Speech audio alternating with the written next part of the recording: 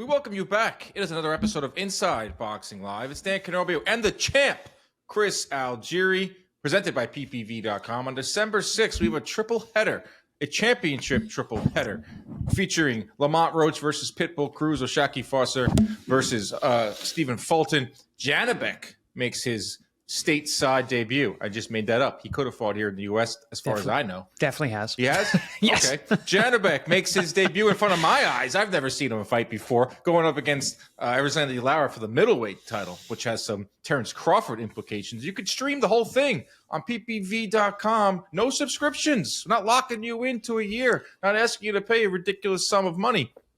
Order it with us. Join us in the live stream. I'll be in the live stream. Chris will be in the live stream. Others will be in the live stream. We'll have a grand old time heading down to San Antonio in just a few weeks. So thank you to ppv.com as always. Chris, how are you, man? I'm good, man. I'm good. I'm excited for this weekend. Got a great bunch of fights. I'm going back down to Florida. It's getting very cold up here in the Northeast. I'm not okay with this. The days are really short. It gets dark really early.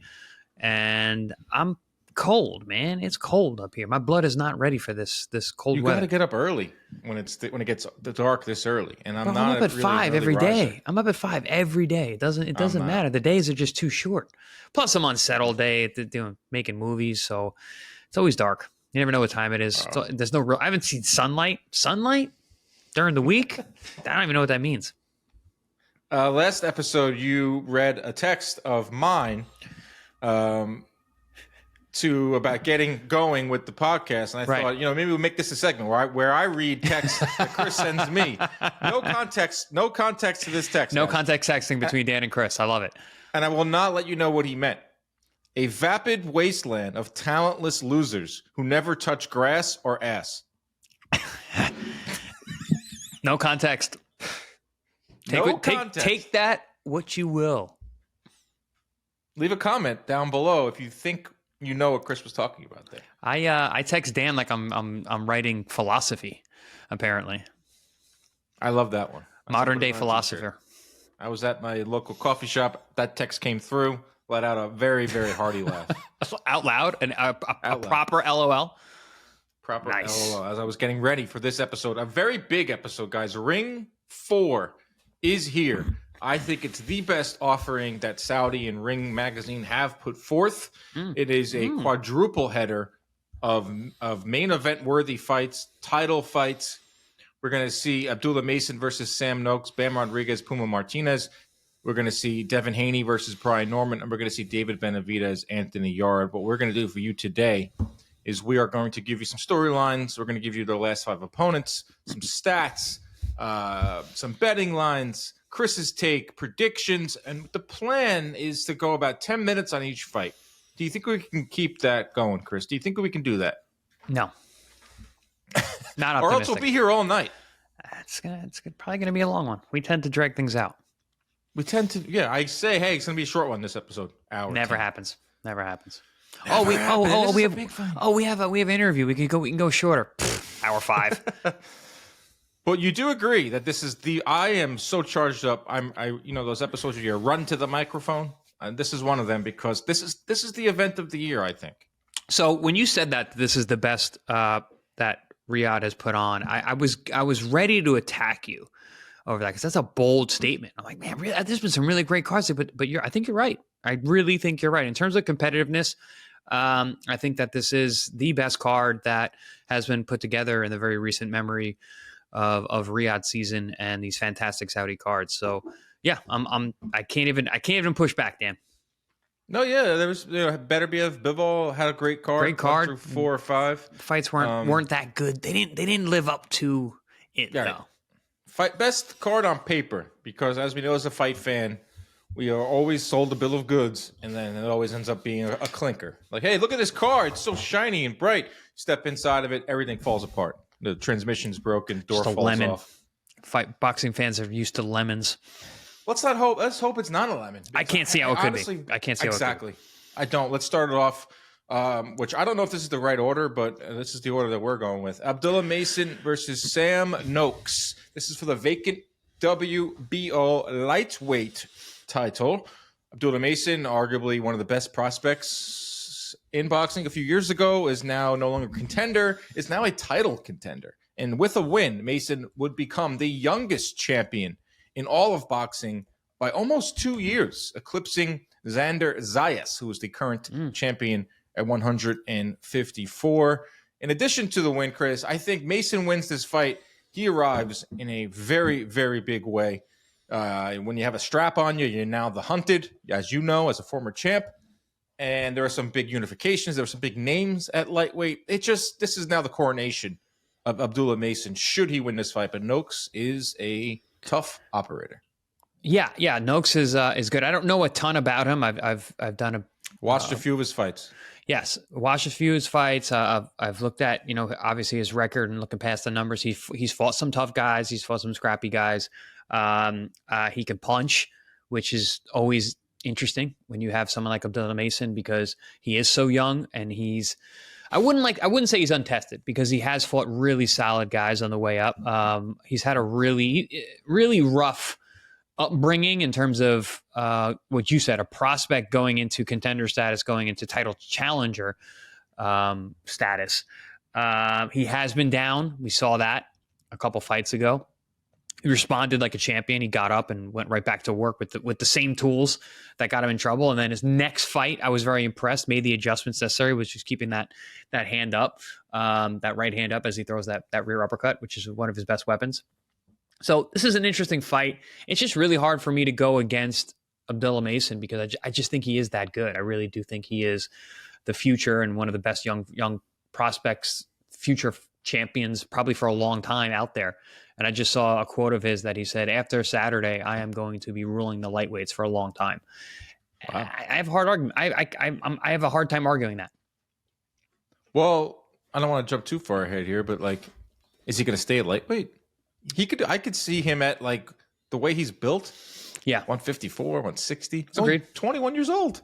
Agreed. But he's not going to, that's what he said. That's what he said. I'm just going on a quote of his. That's all. Thank you. You're a journalist, Chris, and I respect that about you. Abdullah Mason's 19-0 with 17 knockouts. His last 5, 1, 2, 3, 4, 5. Mike Alhan Jr. stopped him in 2. Johan Vasquez stopped him in 2. Manuel James stopped him in 4. Carlos Ornelas stopped him in 6.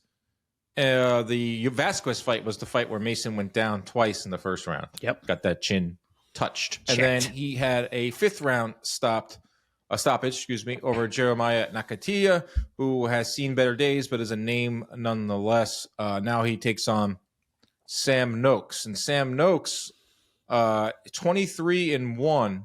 Wait, no, excuse me. He's 17-0. Sometimes BoxRec does that. They combine them, your amateur and your pro. He's 17-0 with 15 stoppages, talking about that power that he has. He's a pressure fighter. He throws 85 punches around his last 4 fights, but hasn't really stepped up like this. He's fought the domestic level types of fights. I went back and watched his last fight, which he completely overmatched Patrick Balaz. Got inside within seconds, body work, pressure.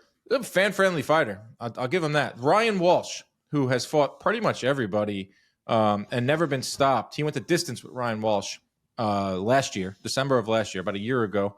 And in that fight, he was up big. 120, 108, 120, 119, 109. He is your prototypical pressure fighter, Chris. He's going to throw a lot of punches. At least we think so. Because the minute he gets countered, that 85 might turn into 55, might have turned into 35, might turn into, oh shit, my hands are in my pockets. And then Abdullah Mason takes over. Yeah, that's a great point, Dan. I mean, pressure fighters, guys who are volume guys, they're volume guys against certain guys. When they step up, generally that volume goes way down, depending on whether the opponent has good footwork, whether the opponent has a good disruptive jab, whether the opponent has good power, has good counters. All of those things affect punch output. So we're going to see if that he's a true volume puncher. Because listen, if you're a volume puncher, you got to have an iron chin. You got to be able to take shots in between. Abdullah Mason is a great counterpuncher. He's a vicious counterpuncher.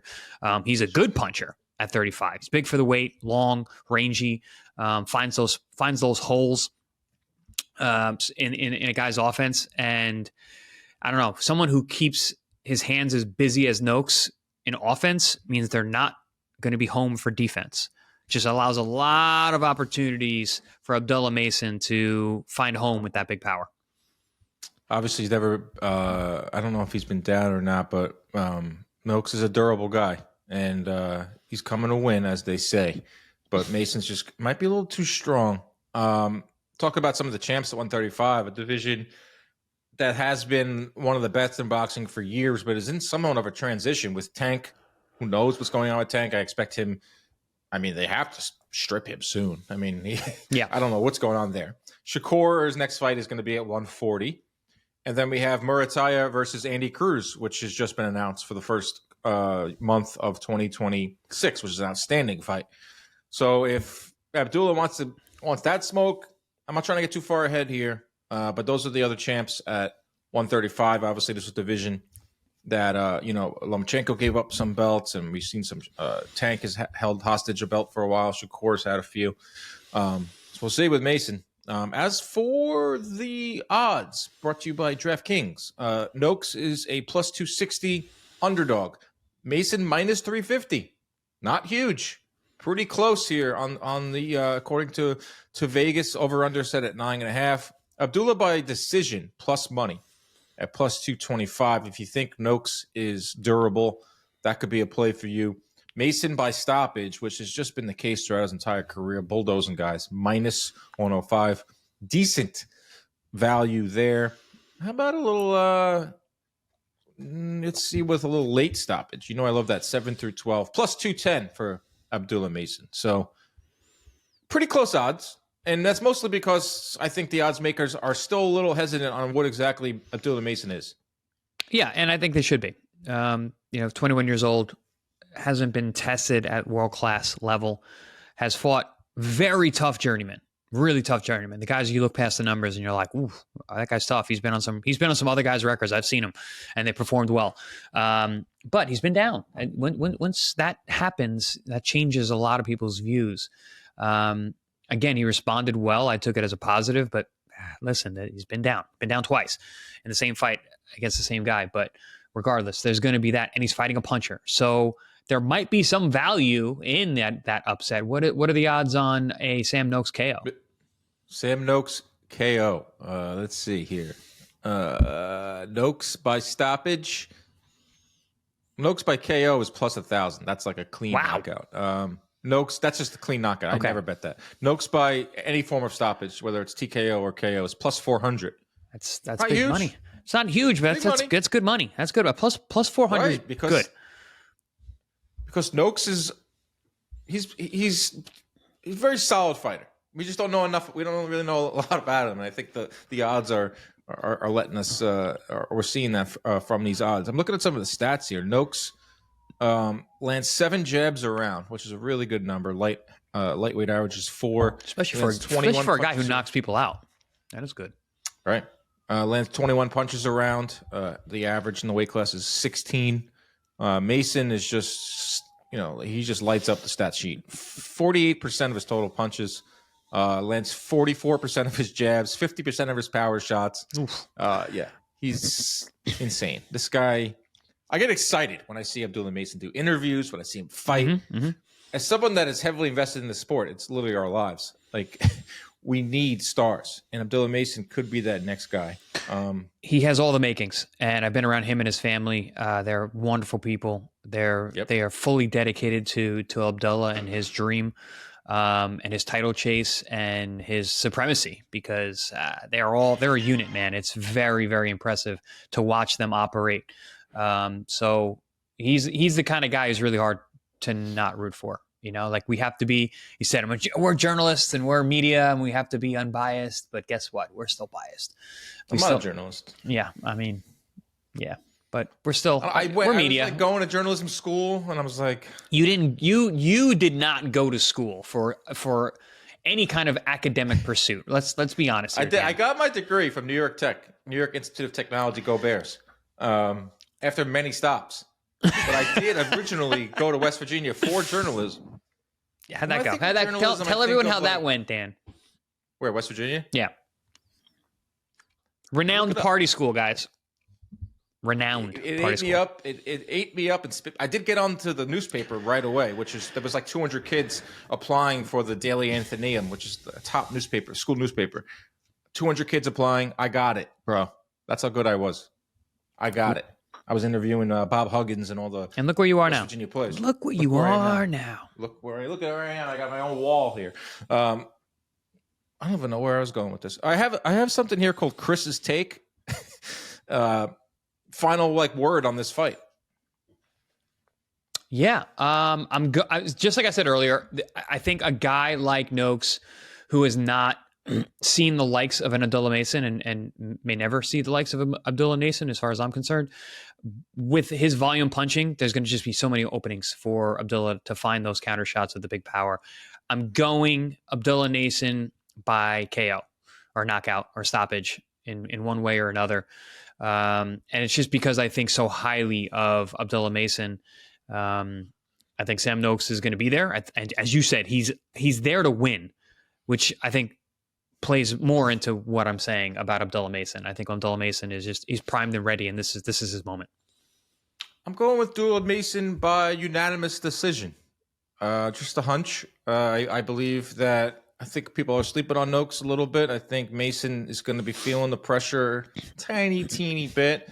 Chin maybe gets touched a few times, Mason, only because Mason's willing to land. That's the thing about Abdullah that I really like, is he is a knockout guy that's willing to get hit. He's going to find himself get hit early, maybe in the middle rounds, and then he gets a nice decision win, like 8-4. And then we have Abdullah Mason as a new champion, and it's a big coronation, and I love that. So one fight down, and I believe that was exactly 10 minutes. I'm very proud of us. We're moving on. Felt long. Felt long. I think I looked at the clock. Started at 7:51. It's now 8:01 here as we record this on Thursday, Eastern. Bam Rodriguez, top 5, top 6 pound for pound boxer in the world, who people still seem to sleep on, is fighting Puma Martinez. What is Puma's real name? Fernando Martinez. Everyone just calls him Puma, which is a very cool nickname. Very cool. Very cool. And for storylines in this one, Chris, Bam looking to add another title to his resume. This time it will be Martinez's WBA title. And it's all about Bam just adding more scalps. We like to talk about that on this pod. Is legendary scalps, all sorts of scalps Bam has. And he's looking to add Puma Martinez, an undefeated fighter who I believe is worthy of the challenge. Yeah, and Bam collecting crowns with the head still attached. That's how Bam Rodriguez operates, man. He is one of, and I use the word operate, I'm going to use it again. He's one of the best operators I've seen in a very long time. His ability to visualize and set up shots. It's like watching AI. It's like, oh, I want this. I'm going to find it. I'm going to set it up. I'm going to make him step into it and get it. He's dogged in his approach about that, but he does it in such a smooth way. He's one of the most beautifully violent fighters I've seen in the modern era. I can't say enough glowing praises about Bam Rodriguez. So I'm always excited to see him operate. This is a fight that I've wanted to see for a while because I think Puma he's a tough SOB, man. He brings it. Argentinian, and he doesn't want to lose that title. He's all about it. If Puma is on, we're going to have ourselves a barn burner. Because I didn't like what I saw in the second half of the Ioka fight. I thought he kind of slowed down a little bit. Got the win. Good win. Close Good scores win. here. Ioka's close scores. Yeah, great win. I mean, beat him twice. Back-to-back Ioka wins. Yes. Back-to-back. Better the first times, but did it on the road as well. And we're doing it on the road here, too. All these guys are on the road. I believe this is the first Saudi fight. That's another thing we got to keep in mind, too. The Saudi... I'll just ask you right now. You fought in Macau, China. Mm-hmm. How much of the Saudi traveling and the atmosphere play a role in your fight preparation? Traveling sucks. It changes your preparation. You don't do it wrong, it can be disastrous. And I can tell you this, the Macau crowd was pretty quiet. And Saudi crowds are very quiet. And it does affect you if you're used to performing for crowds. And I was a fan favorite. I fought in New York a lot. I had a lot of crowds. And it was definitely something. And I also fought home a lot, so I was traveling did affect me. But if you're accustomed to doing it and you have a mature team that's prepared for all the differences to it, related to it, I think it doesn't need to make a big difference. And I think, guys do it all the time. So it just depends on what you're used to. And, Puma has traveled. He's been to Japan twice and, won titles over there. So I would be less concerned about him. I believe Bam has also done it. Bam's been the Saudi. No? Seeing a lot of American flags on his box wreck. Fought in Tijuana a couple times early on in his career. That does not count. That does not count. He has not fought in Saudi yet. This is his first Saudi trip? First Saudi fight. Yeesh. I think it's the first Saudi for a lot of these guys. Like Haney did. I will say this though, it's not Robert Garcia's first Saudi trip, so he's going to be prepared because he is He's a machine, absolute machine. He's a systematic coach, and his team is all going to benefit from that. So I don't think it's going to affect either one of these guys. What about the whole fighting in the empty? I don't know what the crowd is going to be like here. No, not that bad. What about the early morning? Again, what time was the fight in China? Like 11 a.m. Weigh-ins were felt like 11 a.m. for you? Yeah, it did. It felt weird, very, very weird. I didn't go there early enough. I should have went there like 2-3 weeks in advance. I didn't do that. I went like 12 days. It was just not even close to enough.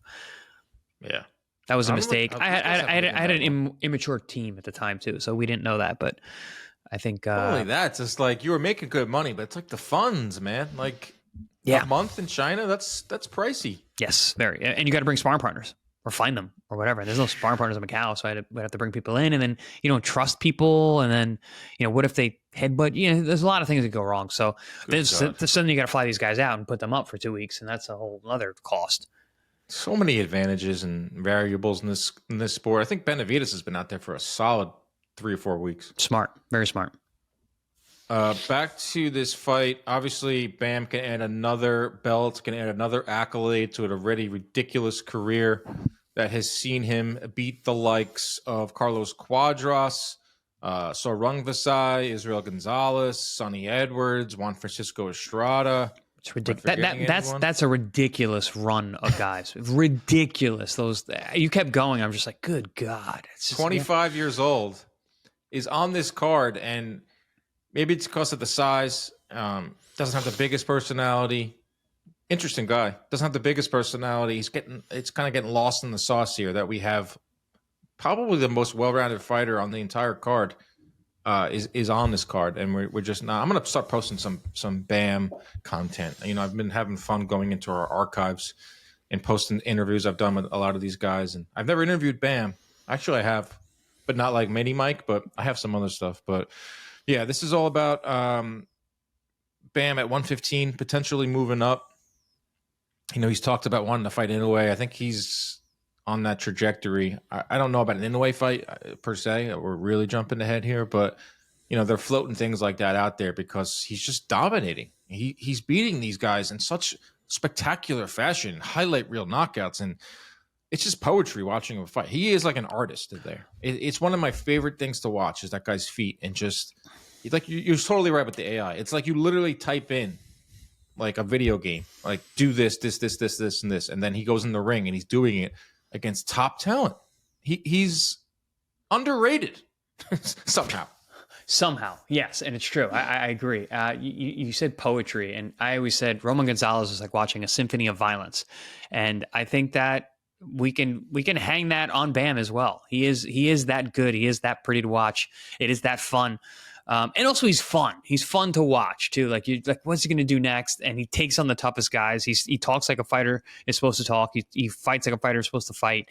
And he just handles business. I'd love everything about his style and persona. Look at these stats. Bam Rodriguez has a plus 17 plus minus rating. That's number 2 among active champions. Shakur is number 1 at plus 20. Mayweather, for reference, had a plus 24 at one point. Andre Ward had close to a 20. I think Lomachenko had close to a 20 or had 20. Once you get above like around 17, 18, you are in rarefied air. And that's Bam Rodriguez. Hit and don't get hit. And he lands 40% of his total punches. That's number 1 in all of boxing. Lands 48% of his power punches. That's also number one. He lands 27% of his jabs, number one. He lands 7.2 jabs per round, number 4 in all of boxing. So I love when the stats go in line with the talent. Yeah, and what you see. Can't deny it. And it's not even like the stats. I always say that about CompuBox stats. Where you're like, I like when sometimes. Oh, that's Paulie. Sometimes I got you guys mixed up. Sometimes they are, but no, I like when wow. I like when they mirror or shadow what I'm saying. It's like I'm saying something, or what I'm thinking, and then I see the stats and I'm like, oh, that makes sense. Yeah, it's exactly how I think about it. And more often than not, I had to throw a little dig in there. That was for you, Paulie. You got it. That was for you, Paulie. That was for you, Paulie. That's for Bob too. If you got to see if Bob's listening. Yeah, but I love Bob. If Bob's not listening, then we have a problem. If I get a text, Chris thinks stats are trash. No, Bob. No. Bob's listening. No, definitely not. No, he does. Your dad texts me about the shows.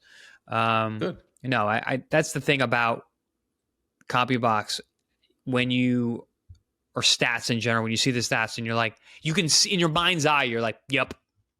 And Bam's like that. Bam is that guy. Yep. You hear those stats and you're like, yeah, that all checks out. That all tracks. Exactly. Tracks. That's what we do. We track punches. Puma Martinez, 70 punches a round. That's, the junior bantamweight average is 61. He's going to throw a lot of punches. He lands 25 a round. That's a pretty healthy number. 40% of his power. 22 punches in total around. So we know how he's going to fight, or we think we know how he's going to fight, and that's going to be pressing the action, which could potentially just fall right into the hands of Bam Rodriguez. And according to the DraftKings odds here, this is the widest favorite. Jesse Rodriguez minus 1,100 favorite in this fight. Really? Wow. Fernando Martinez plus 650 over under at 9.5. Bam by stoppage, which I think is the case here, is minus 225. I think Vegas believes that as well. Bam by decision. Vegas doesn't see this going the distance, plus 250. Puma pulling off the upset one way or another is plus 1,600 for a decision, plus 1,100 for a knockout, which I think that should be reversed. Yeah. Bam get knocked out. No. Yeah, I mean, it's funny. I saw Puma as being one of the. Actually, but I could say that about everybody. I've seen these guys as being tough for Bam, and then he goes out there and absolutely dominates them and finishes them. So, and I've been saying, like, Puma could be a guy that is going to give him some trouble. I didn't think Puma was going to beat him. Never really thought that. But, like I said, every time I've thought that this could be a stiff challenge, Bam just dominates. So, I guess Vegas agrees. It does. They're looking for locks, Vegas. They're looking for betting locks, and I think Bam is the closest thing to a lock today that we have in the sport. And not to say Puma isn't a good challenge. Like I said, if Puma's on, if he's on like he was in the first Ioka fight, he was on for the first half of the Ioka fight, I think we have ourselves a really interesting fight. If not, then I think Bam's just going to slice through him. And that's why... What do I have for this pick? What did I pick for this one? I made a graphic. I think I picked Bam stoppage. Yeah, I did too. Bam stoppage. Let's keep it moving. Hopefully this is a good fight, and Bam can show out on a big card. I know this isn't the co-main event. I know David Benavidez versus Anthony Yarde is the main event, but to me, Haney Norman's the main event, so I'm putting Benavidez Yarde as the co-main. The people's main event. The people's main event is Haney and Norman. We can do that here. It's our show. Yes. We make the rules. No promoters stepping in. No A side, no B side, no lawyers. I made an executive decision. All right. I like it, Dan. I like it because listen, people get mad at us all the time. Like every day. It's our opinions. This is an opinion show. Just on Twitter, I always have to. Oh, another segment I want to bring up is we will talk about our most tweeted clip of the week. Mm-hmm. So week before we were talking about what were we talking about 2 weeks ago that got everyone all riled up. That was your Shakur Mayweather take. Yeah, how Shakur could go on to be the next Mayweather in terms of him beating all your favorite fighters. This past week was rehydration clauses, and you talked about your disdain for them and how dangerous they are, and how we should introduce a percentage of body weight rather than a hard number. All valid points. The predominant response that we got from that, and I wanted to get your thoughts on this because I didn't answer any of these people because I don't know. This isn't my wheelhouse. It was, well, why don't these fighters just fight in their correct weight classes? Weight bully. We wouldn't have to worry about rehydration clauses if everyone just fought in the proper weight class. How do you answer that? Because I don't know how to answer that. Someone doesn't fought. It's not reality. So it used to be that you would utilize weight restricting techniques in order to weigh in to get a competitive advantage. But then when everybody does it, it's not a competitive advantage anymore. It becomes leveling the playing field because the guys are huge. And I'll tell you this right now. When you meet world-class fighters, they are way bigger than their weight class. Dan, how many world-class fighters you've been around? You're like, holy shit, this guy fights at this weight? Every single one of them. Every single one of them. When you meet a world-class fighter, you're like, wow, you are huge. You met a few guys that stayed around 5'10" pounds around their fighting weight, but very rare. Yeah, Floyd, and there's nobody. Mayweather, Lomachenko. No, Lomachenko got heavy, dude. You could see his body change. He's heavy now. Yeah, you would see him get heavy too. It wasn't like Lomachenko didn't really put on good weight. Hopkins is a guy who stayed very freak. Yeah. Floyd and Hopkins are probably the two best because they stayed lean and fit. Even Teofimo, yes, good athlete, stays light, but he's special because I don't think he's cutting weight at all anymore. He is just showing up. He's always in shape. There was a time there where Gervonta Davis was doing it. He was staying in very good shape in between fights. I mean, I saw him the night before the fight. He was eating SpongeBob ice cream. Yeah. He was be bothered. But there was a couple years there where he really locked in because we've seen him get big. We've seen him get big in between fights. Remember when he missed weight at the Mayweather-McGregor card and everyone was all over him? Yeah. And then for a couple years he stayed really lean. But no, it's not anyone who's competed is never going to make that argument. Like, oh, why don't you just fight at your weight? You can't because you're just in such a disadvantage because guys are just way too big. All right, that answers that. Maybe next week we'll have another. We'll revisit this segment on how did me and Chris piss off Twitter and how did we address it on the podcast. It's actually pertinent to David Benavidez because he's probably the number one quote unquote weight bully in boxing. He always gets accused of it.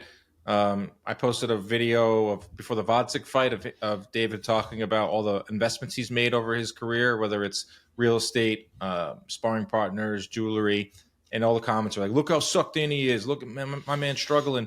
It's like, this is an old video, but it was still him making 175. So that's a big storyline in this fight with Haney. Haney and Benavidez, I think, are two of the names that always get thrown around when it comes to weight bullying and guys that don't belong in their weight classes. But we'll start with Benavidez and Yarde. You want to say something there? I was going to say weight bully is a stupid term. I hate it. If you can make the weight, you're not a bully. You made the weight. If you can make the weight and feel good and can perform well, you're not a bully. Some people can cut more weight than others. Some guys are more willing to cut weight than others. Some people are more disciplined and able to do it. It is a skill. It is an attribute. No such thing as weight bully. And I still think the rehydration clauses, despite you being a weight bully or not, whatever, they're still dangerous and they still should be outlawed. 100%. They're not mutually exclusive. Talking about brain hydration. It's brain hydration. That my argument on that is always brain hydration. Yeah, I think Ryan Garcia was on the Ring Show talking about it, and he was making some really good points as someone that's fought on rehydration clause against Tank. All right, Benavidez, Yarde. Storylines here is I think Benavidez is on the precipice of big-time stardom. Benavidez is on the precipice of fighting Beterbiev or Bivol. He is one of the bigger names in boxing, and with a win here, he just keeps the drum rolling. He's a big-time favorite in this fight, second biggest favorite, only to Bam and Puma. And Benavidez, it's just more Benavidez putting on a show and looking good because I feel like he gets graded harshly. He doesn't get graded fairly, I feel like, from boxing fans because I think fans think so highly of him.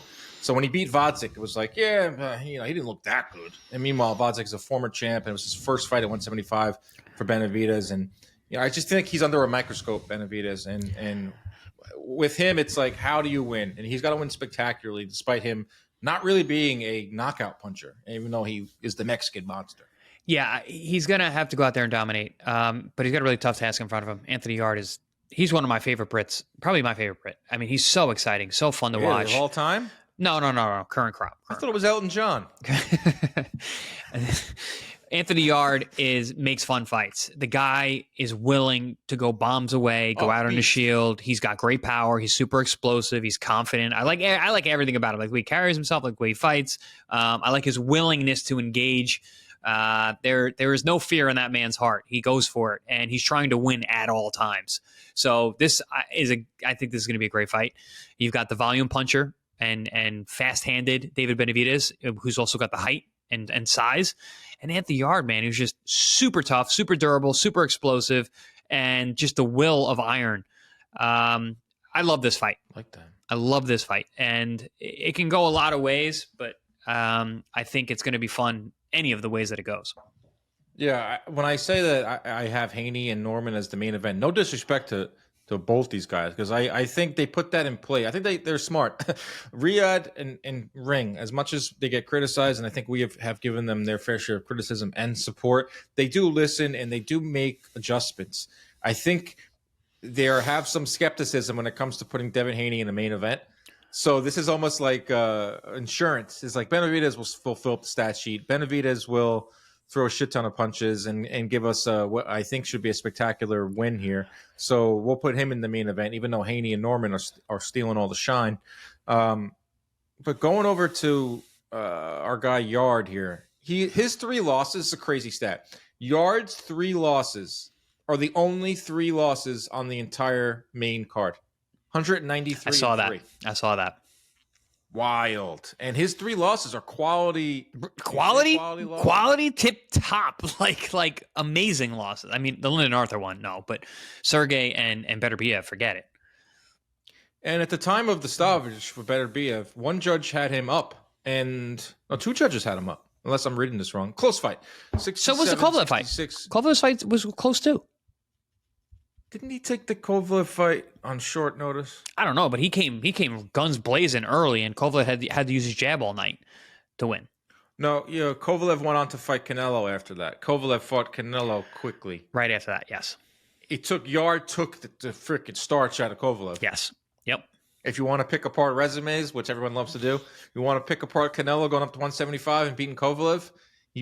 Kovalev is half drunk and also fought Yarde yesterday, day before. So revisionist history will tell you that. But he's a stud, Anthony Yarde. I just think he's had a lot of battles in his career. 34 years old, looks the part. Guy looks like he should be on the movie set with you over at Fight for 84. I'll put him in a movie. Beast. I'll put him in a movie.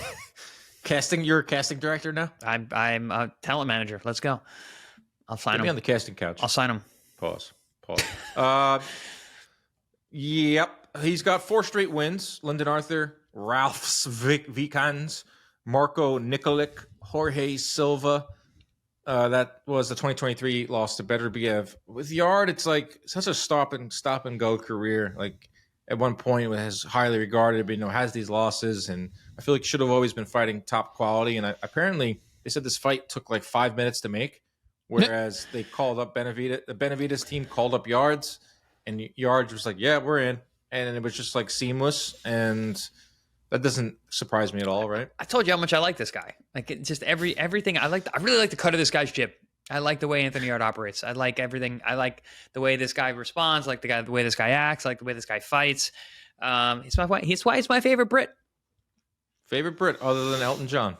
I don't know. Elton John. Not an Elton John guy. Not an Elton John fan. Not an Elton John fan. Not down with Elton John. No offense to Elton John. No shade at Mr. Elton John. Not a fan. Benavidez wins over Morrell, which was this year, which felt like for some reason was 10 years ago. Yeah. That was February of this year. I was there in attendance. Very good win. Sneaky good fight. Vodzik, 175. Will be Benavidez' 3rd fight at 175. Said he wants to fight here for 5 years, then cruiserweight for 5 years. Our boy Jim Lampley. Where's Jim Lampley been, by the way? Good question. God, I gotta text him. I know he got his Instagram, something happened with his Instagram and he lost the account. Oh, that's a shame. He probably clicked something he shouldn't have. That's something my dad would do. He definitely clicked something he shouldn't have and lost his account. I gotta text him. Lampley has said that he believes that Benavidez is going to go to heavyweight. I don't know. Common theme of this podcast is me jumping way ahead. I don't see that. You already shot that down a couple episodes ago. Yeah. Cruiserweight, sure. Heavyweight, I don't see it. He's got some other good wins at 168. The Caleb Plant win, Demetrius Andrade win, former champion at a young age, belt taken away from him for cocaine and for missing weight. He's had a whole full career, David Benavidez. And how old is he? 28 years old. Still wild. 28. We got guys who are in their 30s in boxing who haven't done anything. And David Benavidez has won a title, lost a title, popped for cocaine, missed it on the weight, is now one of the biggest money men in the sport. I like David. Has been chasing Canelo for what seems like 15 years, even though it's been that still. Long. Still. Apparently it's not dead. Answering questions. Apparently it's not dead. Still asking. He's still answering the Canelo questions. Even this week, he says, I don't care if Canelo lost. I don't care if he loses 10 times in a row. I still believe a fight with me and him is something fans want to see. He is not. He's like Michael Chandler when it comes to Conor McGregor. No, he's not, because Michael Chandler kept losing and Benavidez is like on top of the world. And so I know I've been going like over the top for Anthony Yarde. I can do the same for David Benavidez. I love this guy, man. Beast. Yeah, he's the best. Him and listen, I like his dad a lot. I've interviewed both David and his father. And they're just super solid people, super solid in every way. They have firm belief in their son's abilities and where they can go. And it's hard not to believe them. So another guy talks like you want your champions to talk, acts like your champion want your champion to act, fights like you want your champion to fight. Yeah, all that. I guess the one knock would be that he wants to give us a Canelo fight. Like, I don't think that's a knock. I don't think that's a knock. I'm being sarcastic. Oh, yeah. I'm being, what's the word? Facetious. I'm being like facetious. The one thing is that he struggles to make weight sometimes, and he really wants to fight Canelo. Yeah, but that's been that was a while ago. He's been fine with the weight. Fine with the weight. The knock on him is the knockouts. Not getting him? Yeah, the knock on him is the not knocking guys out of 75. Or really, he just breaks you down. I mean, what is his numbers? Beats the shit out of you. He's got fast hands and he's got a good jab. And a good body puncher. Will. Yeah, it crushes you. Just yeah. Takes your. You can see, like, when you're at a Benavidez fight, you can see him take over a fight physically and mentally. You can see his opponent wilt. Like, I saw David Morrell. Yes. 4th or 5th round, just completely You just go, God body language damn it. You're getting mugged. You're just like, all right, cool. Take my wallet. Take my wallet. Just take it. That's really what it is. Yeah. You're in a back alley and you're fighting at first, and then all of a sudden your social security card is in David Benavidez's hands. And it's all over. Yeah. Your whole bank account's wiped out. Yeah. David Benavidez, that should be his nickname, just the fucking mugger.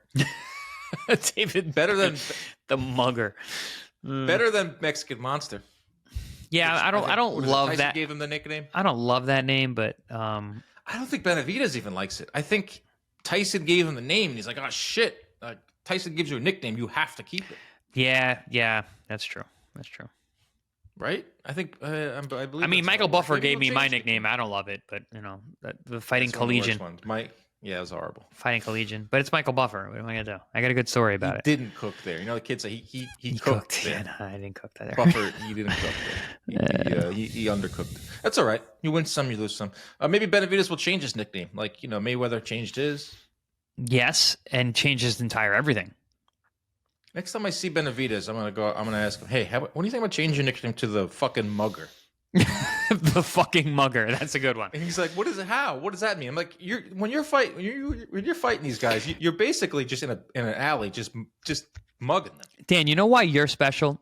And I mean this in the best way possible, because in the same podcast, you can say something like, Ban Rodriguez fighting style is like poetry. But then you can also say, next time I talk to David Benavidez, I'm going to say, why don't you call yourself the fucking mugger? It's called variation. Yeah, balance. I think it's balance. Styles. I think it's great. Great balance. You can hire me to do just about anything in the sport. I can do it. Benavidez plus 16 plus minus ranking, number 4 among all active fighters. Nice. 38% of his total punches, number 2. He lands 26% of his jabs, which is number 2, and he lands 45% of his power shots. And his opponents only land 26% of their power shots. Sneaky, good defense, Benavidez. No one gives him credit for his defense. Something I believe he told me in an interview once. A lot of guys, they feel like, you think of Benavidez, you don't think of defense. You don't really think of him as a boxer, but this guy is all-around phenomenal boxer. I don't not think of him as defense. I don't think of him getting hit a lot because I think he's so overwhelming. First of all, his jab, super underrated. Nobody ever talks about his jab. His jab's awesome. You talk about his jab because you're the stats guy. Very good disruptive jab. And it's also, he closes the distance really well with the jab and he sets up combinations. A lot of times, jabbers don't punch off their jab. They use their jab as a single weapon and it's kind of in isolate. Not David Benavidez. He leads with his jab and brings it into combinations very, very adeptly, but also keeps you on your back foot, keeps you busy, keeps that thing in your face so you can't hit him. I can't really think of a lot of times where I've seen him get hit with a lot of shots. So defensively, I don't not think of him as that, but I think it comes off of his one combination punching, fast hands, and really that jab. Do we think Yarde can do it? No, Yarde is going to be flinging in overhand rights and giant leaping left hooks. I think this is going to be like hot knife through butter. Yeah? Oh, man. Yeah, I think Benavidez is going to stop him mid-round. And Benavidez' stoppage is minus 155. Wow. According to DraftKings. Benavidez' decision is plus 190. Dang. Vegas is in lockstep. Me and Vegas are simpatico. I might have to change my pick, dude. Dang. Yeah, when you sent me your pick before, I was shocked to see that. You picked Yarde. You picked, not Yarde, sorry. You picked Benavidez by decision. I did. And I'm not completely off that. Benavidez 7 through 12 is plus 160. Benavidez 1 through 6. I really hesitate to do 1 through 6. I just No, I don't know. I don't I just I can't don't put see 1 through 6. I never bet 1 through 6. And Benavidez, he's a little bit of a slow starter. He's been known to slow start. Did not start slow against Morrell. But I think Morrell has a lot, and had a lot more than what Yarde is going to offer. I'm trying to think if Yarde has ever fought anyone with as busy as Benavidez, because that could be where the stoppage comes. Just overwhelmed. Well, Better BF throws a lot of punches. He does, but he's got sledgehammer hands, and that is not Benavidez. Lyndon Arthur doesn't fill it up. No, neither does Kovalev. Kovalev, jab, that's it. He's got a good, hard, stiff, long jab. I'm sticking with Benavidez by decision. I think Yarde being at light heavyweight for longer. I think him being physically strong and durable and going for it. And I think that he's explosive and punches hard enough that it's not just going to be Benavidez walking through him and just beating him down. So I'm sticking with it. I'm sticking by decision. All right. Benavidez rounds 7 and 8 plus 550. Benavidez rounds 5 and 6. So you're predicting David Benavidez getting his first stoppage at 75 against Anthony Yarde. Yeah. I just think Yarde is he's had too many battles. How old is Yarde? It's not going to be a one-punch stoppage, at least I don't think. It's going to be accumulation. He's 34. He's 34. 7 through 8 is really speaking to me, plus 550. 7 through 8? So 7 and 8? or 7 through 8. 7, 11. 7 through 8. 7 and 8. 6, 7 and 8.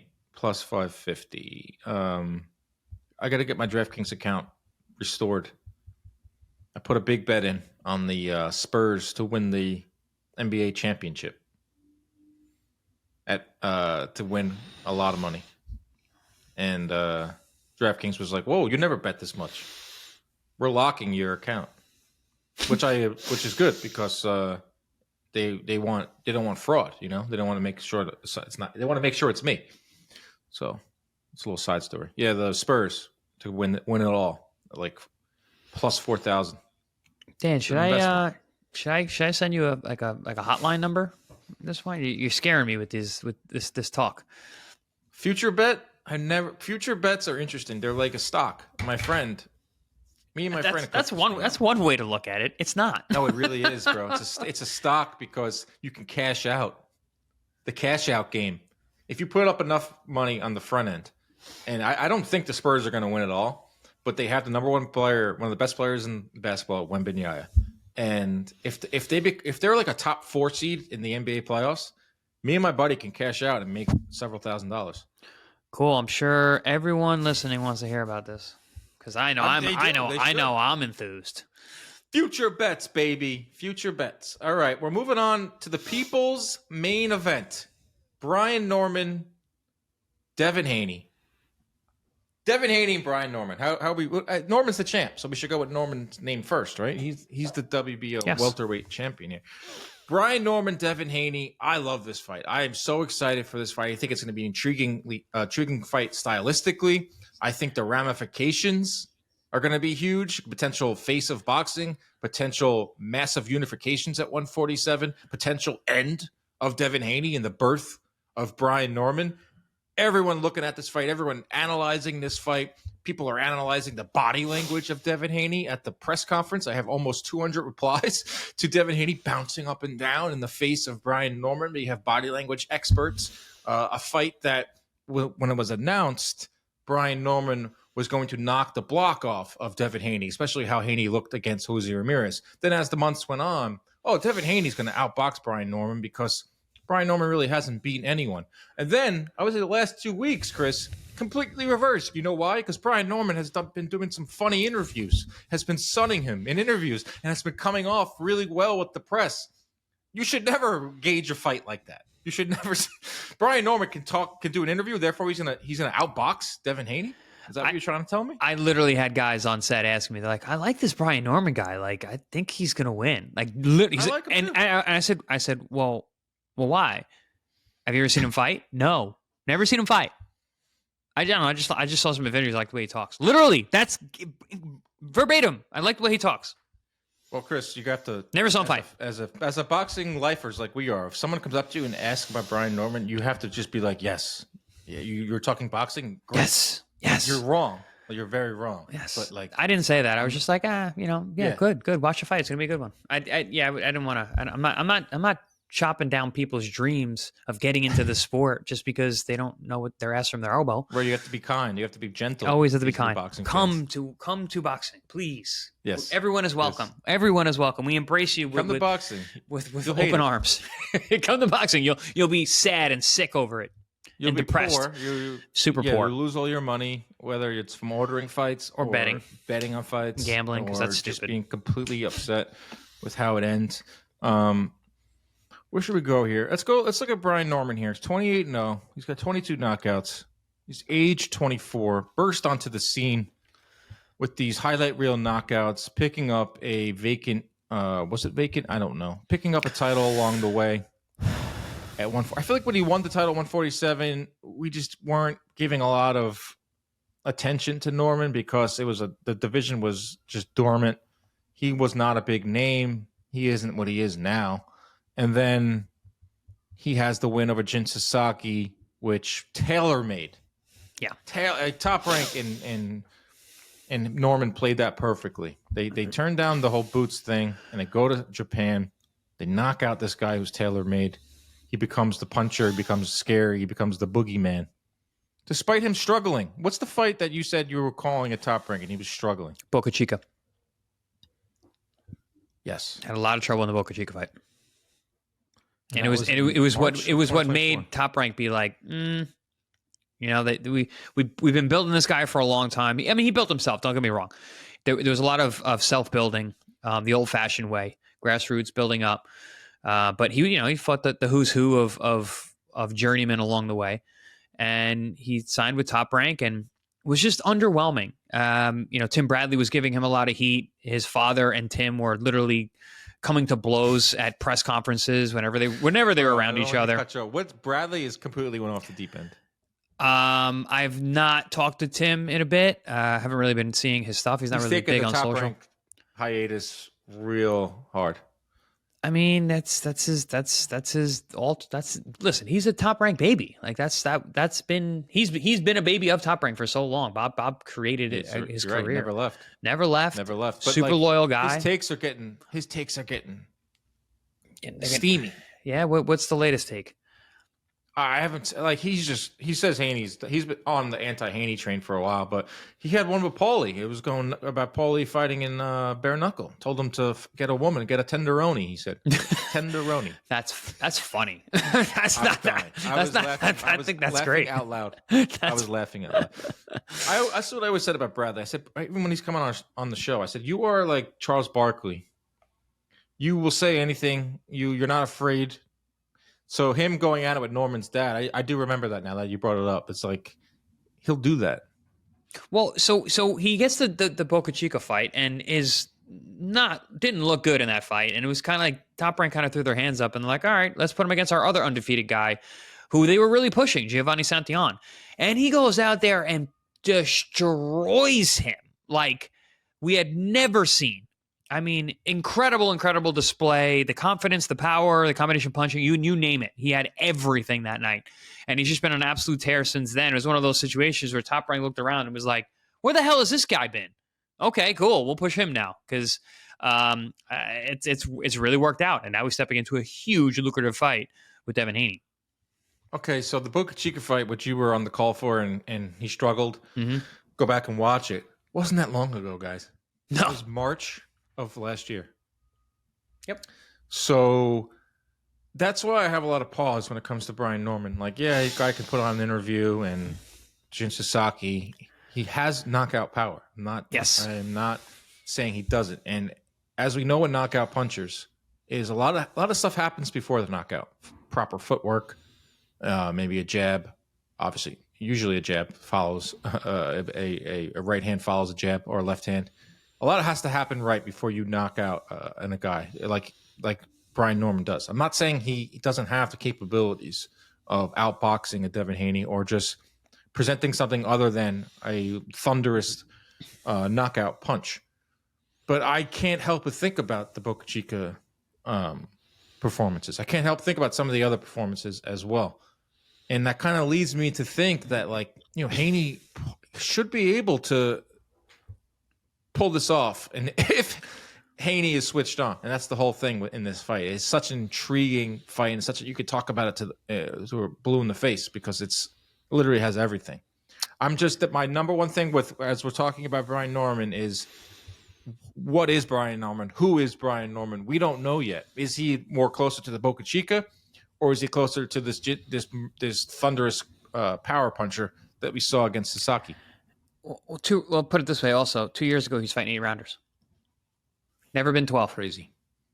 Never been 12. And he's fighting Devin Haney, who's a 12-round fighter. Devin Haney's been 12 countless times against... I think Devin Haney was fighting 12 rounds out of the womb. Yeah, world-class opposition fighting 12 rounds. And Devin Haney's conditioning is premier.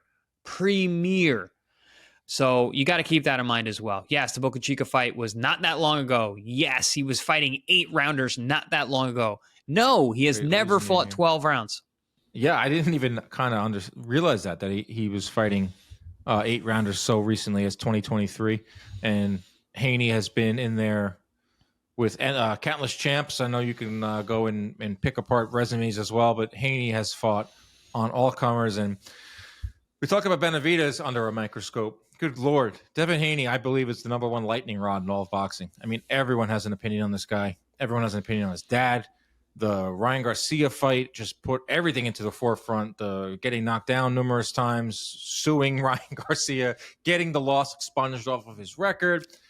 People just don't like this kid, despite him being a good, decent guy and never getting really in much trouble and taking on all comers and fighting Lomachenko, Kambosos, Joseph Diaz, Linares, Gamboa. It just goes on and on. He was just given a lot of money at a young age, which, any kid would take that. Signed with DAZN and Matchroom and was given a shit ton of money, probably more than he deserved at the time. But once again, we're all going to take that at the time. And then is kind of chasing that and is not a real knockout guy. And everyone's infatuated with knockouts in boxing. And then he goes and fights Jose Ramirez in his last fight in May, coming off of the Ryan Garcia debacle. And he's on his bike. I mean, we've all seen it. I was personally offended by it. I just couldn't believe that was what he was going to do after the Ryan fight. And we talked about this ad nauseum, why he did that, which I believe was a way to keep the gravy train rolling without taking too much punishment, getting paid, and keeping the Ryan Garcia fight intact, which blew up about 10 minutes later when Ryan lost to Rolly. So how is Haney going to fight? Is he going to fight like he did against Ramirez, or is he going to fight like he did against Lomachenko, where you were on the call there and he was in the pocket? He was fighting in the fire at times. He was moving. It just brilliant, I thought. Yeah, it was.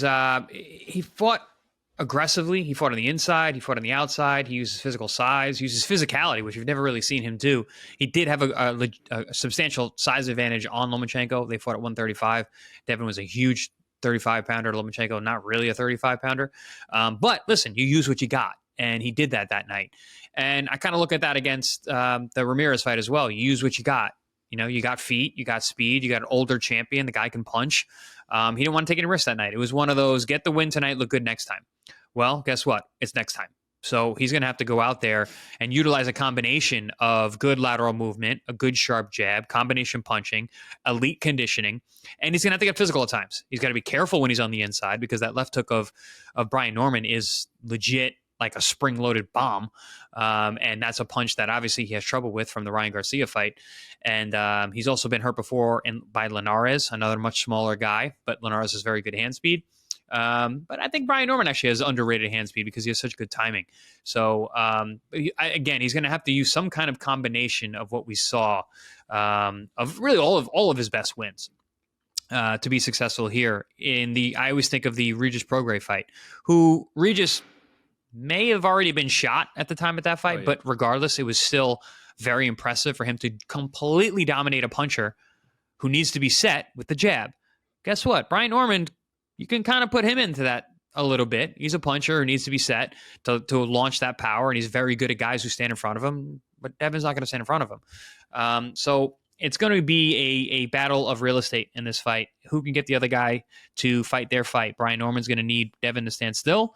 Devin's going to need Brian to stand still and be a sitting duck and fight from the outside, you know? So they both kind of need each other to do the same thing. Very interesting fight. It's close to a 50-50 matchup of guys in their primes. It's dead even. As we've seen in recent memory. It's dead. It's a pick 'em fight. It's minus 110. Rightfully so. Haney, rightfully so. A few weeks ago, Haney was the underdog, and now a lot of money's coming in on Haney. I wouldn't be shocked to see Haney as the favorite in the next couple of days or leading up to this fight. We're about 48 hours away from the fight as we record this. Such an intriguing fight for all the reasons that you just listed there. It's like Haney can't just dance around. He's not going to win a fight doing that because Norman has a lot more left than Jose Ramirez. And can Norman... He's obviously not Lomachenko. I understand that. And Lomachenko was smaller and didn't have the same pop. But can Norman mimic even a smidge of what Lomachenko did in there in terms of footwork? Everyone looks at Norman as just like this one-trick pony. But even in his little workout in the ring, and I really liked what he did in there, is that he looked fast and he was showing off his footwork. I think that was like some mental warfare. Because a lot of times these guys go into these workouts during the fight week and they do nothing. They barely even throw a punch. I like what Norman did. He went in there and was like, look at my footwork. Look at my speed. I'm more than just the one-trick pony. And I think Haney's been watching everything. What did you make of Haney kind of like dancing up at their first weigh-in? Because everyone has an opinion on that. Yeah, I mean, it's hard to say. I usually look at a guy like that it's a little bit of their nerves and anxiety coming to the surface, which isn't a bad thing. You should have anxiety going into a big fight. I think anxiety makes you sharp. I think if you're not nervous, you're asleep. You know, your sympathetic nervous system should be firing. It's a little early. You want to control that, but listen, I never worry about Devin Haney as a guy who's going to blow his load and not have his gas tank. So if he's being extra, jittery and moving, prior to a fight, I'm not that concerned about it. And you can take what you will, because you can have a guy you be like, he looks terrified, and he goes out there and fights his ass off and wins easily. So it's really, all these people who are trying to hyper focus on body language experts, which is bullshit. It's fun as hell, though. It's fun. It is. It's talking points. I put out a tweet, bro. It has 200 replies. I put it out maybe 2 hours ago. All right. I said body language experts weigh in. And I was almost half kidding. And people are writing paragraphs. Yeah, I'm sure. Everyone's a goddamn scientist on Twitter. Even Richardson Hitchens. I'm changing my pick, he said. Him, at least, he's a fighter. and he actually knows these guys. So like him, I would understand. I would take what he's saying with a lot more respect than some random pillow warrior or couch warrior. Twitter fingers trolls. with greasy KFC fingers trying to tell me, this guy's scared. This fighter is scared. Oh God, I hate that. Oh yeah, this guy True Gordy, some big fucking giant UK content creator called Devin Haney a coward. Amazing. Pissed me off, bro. I was in Target shopping, saw it, quote tweeted it. Got like a shit ton of he blocked me because of it. Wow. Because he shut his replies off. He's a sensitive one, huh? I was like, bro, how are you going to call a boxer a coward and then shut your replies off? Here's my thing. You criticize a fighter all you want. Criticize Haney for the way he fights. Criticize, a game plan. You guys are not cowards. Boxers are the complete opposite of cowards. You don't throw the C word around. No. You're going to hear from me on Twitter. No. If you do not respect someone who walks through those ropes and fights for their life each and every time. Give me a break. People are dying in here. You're a piece of trash. Yeah. I would piss me off. That guy should. I know he's. I don't know anything much about him. I know that he just sends out ridiculous videos. I kind of fell into his trap. But to the betting odds, like we said, it's a pick'em fight minus 110 for Norman and Haney. I expect Haney to become the favorite, and maybe even now if I refresh. Norman by stoppage, which I think there are a large portion of people out there that want to see that. There's a large portion of people out there that believe that's the case. Plus 250. Put your money where your mouth is. I want to see those bet slips. Everyone that's been talking shit about Devin Haney. Now I'm coming off as a Devin Haney sympathizer here. I'm not. Plus 250 for Norman to stop Haney. Norman by decision plus 280. Haney by stoppage, which he hasn't got a stoppage in like 1,200 days. That's not an exaggeration. It's plus 850. Haney by decision plus 125. So those are the odds. It's a very interesting fight. And with that being said, it's time for Chris Algieri's categories for Devin Haney versus Brian Norman. We'll start off with power. Brian Norman, no question. Yeah, I think that's a pretty obvious one. The guy's got a vicious left hook, sets up his power punches. Great counter puncher, punches in the middle with you. He sets up his shots really well, has an excellent base, delivers that power, physically strong guy. No question. Brian Norman, power. Speed. Can't handle your speed, son. Pretty easy one there, too, as well. Devin Haney, foot speed, hand speed, lateral movement, you name it, he's got it. And again, I'm going to always bring up the elite conditioning. The kid has a great gas tank. 12-round fights, a world-class guy, fought at a high clip. Speed, Devin Haney. Ring IQ. I'm going to go with Devin Haney because of the better competition. I'm not saying that Brian Norman does not have a high IQ. I think he does. I think he's very smart in the way he sets guys up and lands his power shots. But when you look at his list of competition and his age, it just does not compare at all to Devin Haney. This guy spent 12 rounds with Lomachenko. You walk out of a fight with 12 rounds with Lomachenko with a PhD. I don't care who you are. Yeah. Boxing IQ goes to Devin Haney. And then defense chin. Defense chin, I'm going Brian Norman. Physically strong guy, great balance. We've seen Devin Haney get rocked by Linares, much smaller guy. We've seen him get dropped multiple times by Ryan Garcia, who obviously is a great left hook and didn't make weight that day either, and potentially was on PEDs that night. But regardless, we've seen Devin get hurt. We've never really seen Brian get hurt, especially anything serious. And I think his defense is actually pretty good. I think his hand position is really good. I think his balance is excellent. His judge of range is good. So defense/chin, I'm going with Brian Norman. All right, it's time for our predictions for the people's main event. I'll go first. I think you know where I'm headed here if you listen to the first part of this segment. I like Brian Norman a lot. I think if he wins, he really has potential to be a star in the sport. But I do think he's a little limited. I do think it's a little too much too soon for him. I don't think he could outbox Devin Haney, and I don't think he's going to catch him. Devin Haney is going to win a decision, and he's going to be a hybrid. He's going to be somewhere in between the Ramirez track star and the Lomachenko picking his moments. He has to do that, or else he's not going to win. I think Haney wins the decision and wins back a lot of respect from boxing fans. He becomes a champion at 147, a third weight class. Devin Haney by decision. Hate to do this. Hate to agree with you, Dan, but I got to. I'm also going Devin Haney by decision. I bank on the experience. I bank on the 12 rounds. I bank on the conditioning. And I bank on him being really cautious early on and not getting into positions where he's going to get clipped by the power punching Brian Norman. And I don't know if Brian Norman can put his emotions in check the way that Devin can. I think Devin learned a lot from that Ryan Garcia fight. But also, with something that never gets mentioned, the toughness that Devin showed in the Ryan Garcia fight. Getting up every time. Get up every time. And actually on the scorecard, and actually it was a close fight because Ryan did not do much in between knockdowns. He was getting outworked. He got rocked himself early on. Devin has a lot of heart. And you combine the heart with the conditioning and the skill over 12 rounds, he's a tough guy to beat. And I think that Brian Norman has a fantastic future. I'm a big fan of what I've seen from him so far, but I agree with you. I think in terms of where he's at right now, I lean Devin Haney. As much as this is a pick'em fight, I think experience really weighs on this fight. And I'm going Devin Haney by decision. There you have it. 4 title fights. Should be an excellent afternoon, morning, night, wherever you'll be watching. I'm debating on going live and having some guests tune in. I'm not going to ask you, Chris. Maybe you'll join us from your pool. I know it's been a long months on the movie set. I don't know. I will keep you guys posted on that. Last question. Which fighter will steal the show at Ring 4? Abdullah Mason? Could it be Bam Rodriguez, pound for pound great? Could it be David Benavidez making his case at 175? Could it be Brian Norman saying, hey, I'm the new star in boxing? Or could it be Devin Haney saying, guess what, guys? I'm here to stay?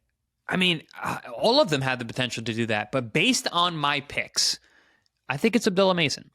Because I think him entering the world, the door, the room of being a world champion, and especially if he does it in a spectacular fashion, on that kind of platform, it would be huge. That would be the entrance of Abdullah Mason into world-renowned status. If he is to go out there and do what I expect him to do, because with Bam, look at the betting lines. It's expected. With Benavidez and Yarde, again, kind of look at the betting lines. It's pretty expected for him to win, and even by stoppage.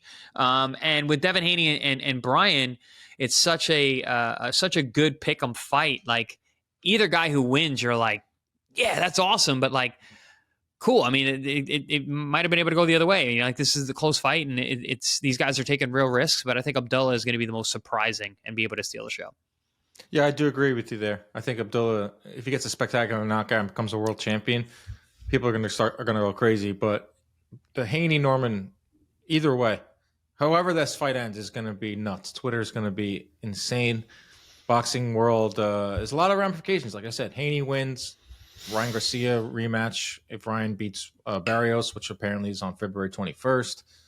Norman wins, and we have ourselves a fun champ who can get on the mic and a breath of fresh air for some. Gonna be an awesome fight card. Hope everyone enjoys it. Hope you enjoyed our picks and all of that. Any final words, Chris, the Fighting Collegian Algieri? No, just make sure you guys tune in, and because this is an awesome card, and this is the lifeblood of the sport. We need people to watch these cards, and tune in for us and our follow-ups and us talking about this stuff. Probably Sunday or Monday, we will have our full reaction to the Ring 4. Protect yourselves at all times. Keep your hands up at all times. Stay out of those DMs. Enjoy the fights.